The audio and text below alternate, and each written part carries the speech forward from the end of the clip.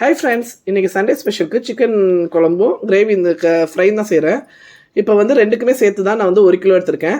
அதுக்கு அரை கப் வந்து தயிர், புளிக்காத தயிர், அரை ஸ்பூன் மிளகாத்தூள், 1/4 ஸ்பூன் மஞ்சத்தூள், அரை ஸ்பூன் தனியாத்தூள் சேர்த்து நல்லா வந்து மிக்ஸ் பண்ணி வச்சுப்போம். இது வந்து நான் வந்து குழம்புலாம் ரெடி பண்ணுறதுக்கு முன்னாடி இதை வந்து நான் வந்து ஃபஸ்ட்டு வந்து ஊற வச்சுக்கலாம். நம்ம ஊற வச்சுட்டு நல்லா எல்லாமே கோட் ஆகிற மாதிரி நல்லா மிக்ஸ் பண்ணிக்கோங்க.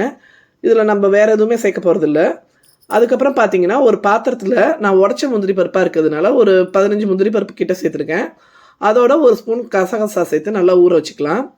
ஊற வச்சுட்டு அதுக்கப்புறம் நம்ம குழம்புக்கு தேவையானதை நம்ம ரெடி பண்ணுவோம். ஒரு கடாயில் 1 ஸ்பூன் எண்ணெய் சேர்த்துட்டு 2 துண்டு பட்டை, சின்ன பட்டையாக இருக்கிறதுனால நான் கொஞ்சம் அதிகமாக இருக்க மாதிரி உங்களுக்கு தோணும். 2 ஏலக்காய், 3 கிராம்பு, ஒரு அனாசிப்பூ சேர்த்துருக்கேன். இது நல்லா பொரிஞ்சதுக்கப்புறம் அரை ஸ்பூன் முழு சோம்பு, 1 ஸ்பூன் கிட்ட நல்லா முழு மிளகு வந்து சேர்த்துருக்கேன். நான் இஞ்சி பூண்டு பேஸ்ட்டு இதில் சேர்க்கலை, நான் வந்து தனியாக ஃப்ரெஷ்ஷாக அரைச்சி எடுத்துருக்கேன். இப்போ இது நல்லா பொரிஞ்சதுக்கப்புறம் நான் 100 கிராம் சின்ன வெங்காயம் எடுத்து அதை நல்லா வதக்கிக்கலாம். வதங்கிக்கிட்டு இருக்கும்போதே நம்ம வந்து 2 மீடியம் சைஸ் தக்காளி சேர்த்து அதையும் கட் பண்ணி வதக்கிக்கலாம். இதுதான் வந்து வதக்கி நான் அரைக்க போகிறது இன்றைக்கி. இப்போ வெங்காயம் நல்லா கொஞ்சம் வதங்கிடுச்சு. ரொம்ப வதங்கணும்னு அவசியம் இல்லை, கொஞ்சம் வதங்கும் போதே நம்ம தக்காளியை கட் பண்ணி சேர்த்துடலாம்.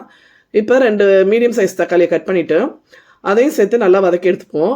வதங்கினதுக்கப்புறம் அடுப்பை ஆஃப் பண்ணிடலாம். அடுப்பை ஆஃப் பண்ணிவிட்டு நம்ம இப்போ குழம்புக்கு தேவையான மஞ்சத்தூள் ஒரு 1/4 ஸ்பூன், ஆல்ரெடி நம்ம மஞ்சத்தூள் அதில் சேர்த்துருக்கிறதுனால மஞ்சத்தூள் 1/4 ஸ்பூன், மிளகுத்தூள் சேர்த்துருக்கோம், பச்சை மிளகாய் சேர்க்க போகிறோம்.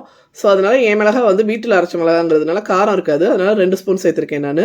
2 ஸ்பூன் தனியாத்தூள் இதை வந்து சேர்த்து சூட்லேயே இருக்கட்டும். சூட்டில் இருந்து நல்லா மிக்ஸ் பண்ணி விட்டுக்குங்க. மிக்ஸ் பண்ணி விட்டுட்டு ஆற வச்சு நம்ம அரைச்சி எடுத்துக்கலாம். இப்போ நல்லா ஆறிடுச்சு. ஆறினதும் மிக்ஸி ஜாரில் சேர்த்து அரைச்சிப்போம்.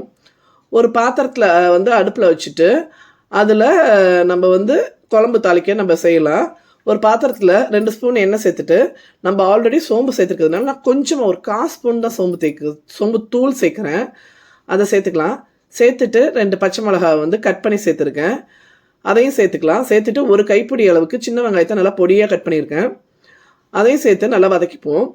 வெங்காயம் வந்து நல்லா கோல்டன் ப்ரௌனாக வதங்கணுங்கிற அவசியம் இல்லை, குழம்பு தான் நம்ம வைக்க போகிறோம். இந்த அளவுக்கு வதங்கினா போதும். நல்லா பிங்க் கலரில் மாறி நல்லா வதங்கி வந்ததுக்கப்புறம் 1/2 ஸ்பூன் ஃப்ரெஷ்ஷாக அரைச்ச இஞ்சி பூண்டு பேஸ்ட் இதை வந்து சேர்த்துக்கலாம். சேர்த்துட்டு ஒரு வதக்கு நல்லா வதக்கிட்டு வதங்கினதுக்கப்புறம் நம்ம வந்து எடுத்து வச்சுக்க சிக்கனில் நான் 1/2 கிலோ சிக்கன் தான் சேர்க்குறேன், 1/2 கிலோ ஃப்ரைக்கு எடுத்துக்கிட்டேன் நான். ஸோ 1/2 கிலோ சிக்கனை சேர்த்து நல்லா சிக்கன் நல்லா வதங்கட்டும், எண்ணெயிலே நல்லா வதங்கட்டும். நான் எப்போதுமே சிக்கன் வாங்கும்போது 1 கிலோ கிட்டே இருக்க சிக்கன் தான் வாங்குவேன். அதுதான் வந்து சாப்பிட வந்து நல்லா சாஃப்டாகவும் இருக்கும், நல்லா சீக்கிரத்துலேயும் வந்து நல்லாவும் இருக்கும் சிக்கனு. இப்போ நம்ம அரைச்சி வச்சுருக்க விழுதை சேர்த்து கொஞ்சமாக தண்ணி சேர்த்து கலந்து விட்டுக்கலாம். கலந்து விட்டுட்டு நம்ம குழம்புக்கு இது வரை உப்பு சேர்க்கல, தேவையான அளவு உப்பு சேர்த்துட்டு நல்லா கொதி வரட்டும். நல்லா நான் வந்து சிக்கன் எல்லாம் சீக்கிரம் வந்துடும்.